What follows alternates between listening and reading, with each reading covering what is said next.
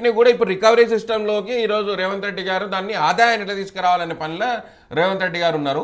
వీళ్ళు ఏం చేస్తున్నారంటే పదే పదే ప్రభుత్వాన్ని తప్పుదారి పట్టించాలని కార్యక్రమాలు ఏం చేపట్టారు అంతవరకు మీరు చూస్తారు కదా. ఇప్పుడు చూస్తాం చూడండి, ఎక్సైజ్ నుండి ఇప్పుడు వచ్చేటువంటి ఆదాయానికి కానీ ఇప్పుడు రికార్డులో ఉన్నటువంటి ఆదాయంలో కూడా మీరు చూస్తారు. రేపు రాబోయే రోజుల్లో మిగతా వడ్డీలను ఎట్లా కడుతున్నాము, మిగతా వాటిని ఏ విధంగా సమకూర్చుకుంటాము, దేనికి ఏ పథకానికి ఏ విధంగా తీసుకొస్తాం. గతంలో ఏం చేసిందంటే కేంద్రం నుండి వచ్చినటువంటి పథకాలన్నింటినీ కూడా తీసుకొని వచ్చి ఒకటే దాంట్లో పుల్అప్ చేసి దాని నుండి ఒక పథకానికి ఇచ్చినామని చూపించి మిగతా దాంట్లో దాన్ని పబ్లిక్ ఫండ్ కిందకి తీసుకొని పోయేవాళ్ళు.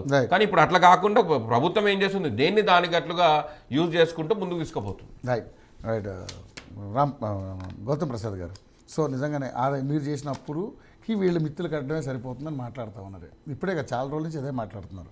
నిజంగానే మరి అంతటి అప్పులు చేయడం ఒకవేళ మీ ప్రభుత్వం ఏర్పడి ఉంటే దీన్ని అసలు ఏ విధంగా ఛాలెంజ్గా తీసుకుని చేసేవారు? ఎందుకంటే మీరు ఆల్రెడీ ఉన్న పథకాలు నడిపించేవారు, కానీ వీళ్ళు ఇప్పుడు ఆల్రెడీ ఇన్ని పథకాలు ఇచ్చారో ఇంకా తీర్చలేకపోతున్నారు, ఒక రకంగా మంత్రులనే నియమించలేకపోయారు, ఈ పథకాలు ఇలా అటకెక్కినట్టు అని చెప్పేసి మాట్లాడుతూ ఉన్నారు. రచ్చ చేస్తున్నారు మీరు ఎక్కువగా.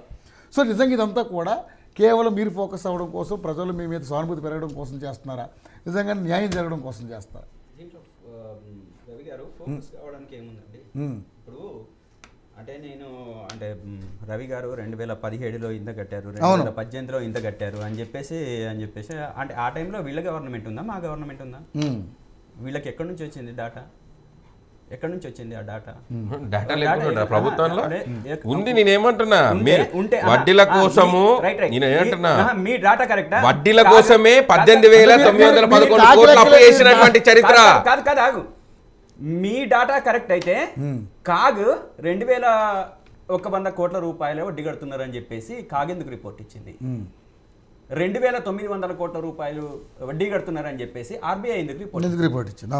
ఈ 2 రిపోర్ట్లలో ఏదో ఒకటి 3,000 కోట్లు అనుకుందాం కాసేపు. 3,000 కాదు, 39,000 కోట్లు అండి. మీరు అది కాదు రవి, 2022-23 ఆర్థిక సంవత్సరానికి అప్పు. ఇది కాగ్ రిపోర్టు, ఆర్బీఐ రిపోర్టు. నువ్వు నేను చేసిన రిపోర్ట్ కాదు, తయారు చేసింది కాదు. వాళ్ళు మొత్తం సమగ్రమైన రిపోర్ట్ తీసుకొని ఈ రాష్ట్రంలో ఏం జరుగుతుంది, ఎంత అప్పు జరిగింది, ఎఫ్ఆర్బిఎం ప్రకారం ఏ రకంగా అప్పులు తీసుకున్నారో, ఆ తీసుకున్న దానికి వడ్డీ ఎంత కడుతున్నారు అని చెప్పేసి ఆర్బీఐ చెప్తుంది.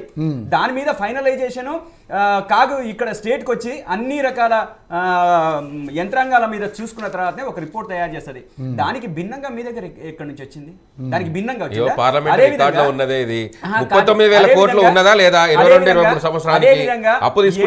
కోట్ల రూపాయలు 7,00,000 కోట్ల రూపాయల 7,23,000 కోట్ల రూపాయలు అని చెప్పేసి మాట్లాడుతున్నారే. ఇదే దాంట్లో 3,89,000 కోట్ల రూపాయలు అని చెప్పేసి ఈరోజు ఆర్బీఐ చెప్తుంది. ఆర్బీఐ చెప్తుంది కదా, మరి మీకు ఎక్కడి నుంచి వచ్చింది 7,00,000 రూపాయల కోట్లు? ఎక్కడి నుంచి వచ్చింది? ఇంకా అదనంగా మీరు అబద్ధాలు చెప్పారు, మానరా? ఇక ప్రజలకు నిజాలు చెప్పారా? ఇప్పటికీ చెప్పరా? ఇక చెప్పదలుచుకోలేదా?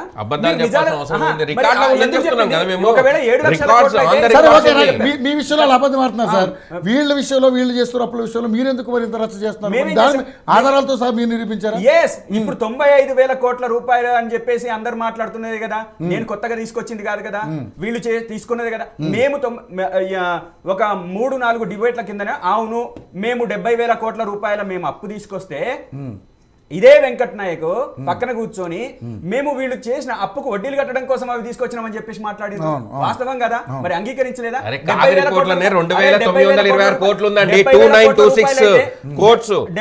కోట్ల రూపాయలు అయితే మీరు అంగీకరించింది కదా, చెప్పింది కాదు కదా. మరి 70,000 కోట్ల చెప్పారు వడ్డీలు కట్టడం కోసం. వడ్డీలు ఎక్కడ కడుతున్నారు? కడుతున్నది ఎంత, వస్తున్నది ఎంత? ఇవన్నీ కళ్ళబొల్లి మాటలు చెప్పడం మానేయండి. ప్రజలకు ఇప్పటికైనా నిజం చెప్పే ప్రయత్నం చెయ్యండి. నిజమైన పరిపాలన ఏందో ఆ రోజు హామీలు ఏదైతే ఇచ్చారో ఆ హామీలు ఇచ్చిన దానికి తగ్గట్టుగా మీ పరిపాలన కొనసాగిస్తే బాగుంటుంది.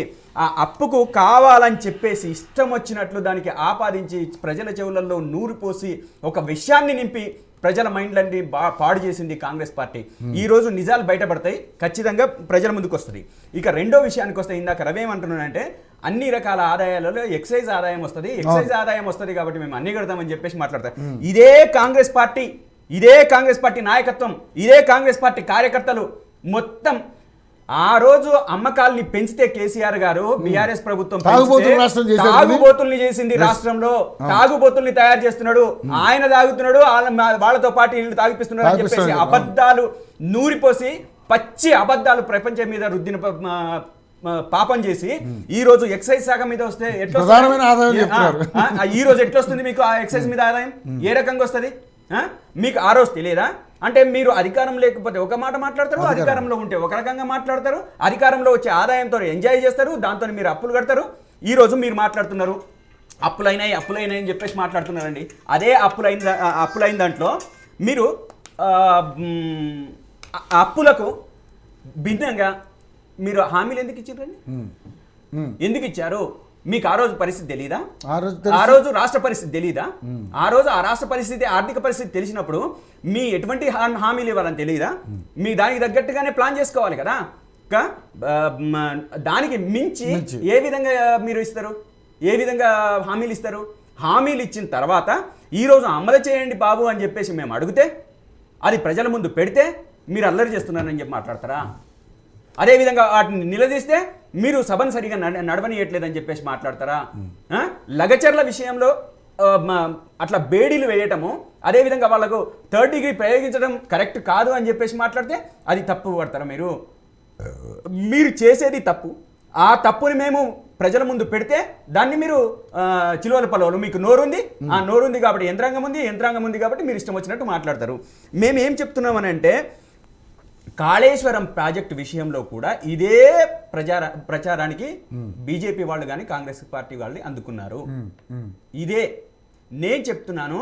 ఈరోజు ప్రపంచ చరిత్రలో కట్టిన డ్యాములలో కొన్ని కారణాల వలన ఒక పిల్లర్ కూలడమో, రెండో పిల్లర్ కూలడమో ఇటువంటి జరిగిన మాట వాస్తవం. అది కాళేశ్వరం విషయంలో కూడా జరిగిన మాట వాస్తవం. అదేవిధంగా నాగార్జున సాగర్ డ్యాంలో మేము వచ్చే నాటికే ఒక పిల్లర్ కుడితే దాన్ని మేమేం చేయకుండానే మేము దాన్ని సరి చేసినాం, ఇలా మీద నెపం వేయలేదు అని చెప్పేసి కేసీఆర్ గారు స్వయంగా ఇంటర్వ్యూలో చెప్పారు. మేము నెపం వేయలేదు, ఎందుకంటే అట్లా జరుగుతూ ఉంటాయి. డ్యామ్స్ కట్టినప్పుడు ఒక్కొక్క దగ్గర డ్యామ్ సార్ ఏదో చిన్న కట్టడం కాదు కదా డ్యాము. దానివల్ల ఎన్ని గ్రామాలు నాశనం అయిపోతుంది. నాయుడు గారు అన్నట్టు కాళేశ్వరం వలన ఇప్పుడు ఎన్ని గ్రామాలు కొట్టుకుపోయినాయి, ఏం కొట్టుకుపోయినాయి? సార్ ప్రమాదం జరగాలని ఎవరు ఊహించారు కదా. ఒకవేళ అనివార్య కారణాలు జరిగితే మొన్న జరిగిన వచ్చిన వరదలకే బాహుబలి మోటార్లు మునిగిపోయినాయి, చాలా ఆస్తి నష్టం జరిగింది ప్రభుత్వానికి. కాళేశ్వరం లాంటి ప్రాజెక్టు, అతిపెద్ద ప్రాజెక్టు కట్టినప్పుడు కొన్ని లోపాలు జరిగినంత మాత్రాన దాంతో మనకు లాభం జరిగిందా, నష్టం జరిగిందా? అది చిన్న లోపం మీరు అంటున్నారు. ఆ లోపం వల్ల మీ ప్రభుత్వం పడిపోయింది ఈ రోజు. కావచ్చు, నేను కాదనట్లేదు. నేను ఏమంటున్నానంటే అది ప్రభుత్వం పడిపోయినంత మాత్రాన అది ఫలాలు ఇవ్వకుండా అయితే ఆగలేదు కదా కాళేశ్వరం ప్రాజెక్టు. అదే కొండపోచమ్మకు నీళ్ళు ఇస్తుంది, అదే మిగతా దానికి నీళ్ళు ఇస్తుంది.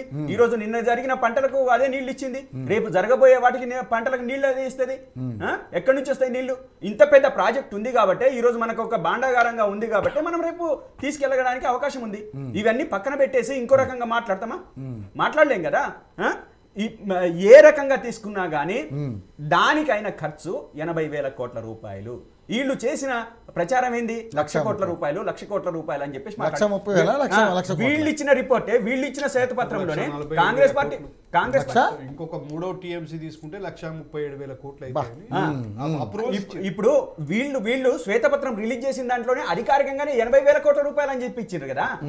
మొదటిసారి వీళ్ళు శ్వేతపత్రం విడుదల చేసినప్పుడు ఈ రోజు 1,00,000 కోట్ల రూపాయలు ఆదాయాన్ని సృష్టించి హామీలు నెరవేర్చాలనే అంశంతోన కాంగ్రెస్ ప్రభుత్వం ముందుకు వచ్చింది. ఆదాయంలో అప్పులున్న వాటిని ఎంత ఆదాయం సృష్టించగలిగారు మీరు? సంవత్సరం అయింది, ఎంత ఆదాయం సృష్టించగలిగారు చెప్పండి. మీరు వచ్చిన తర్వాత ఎంత ఆదాయం సృష్టించిండ్రు, ఏం తయారు చేసిండ్రు? మీరు కొత్త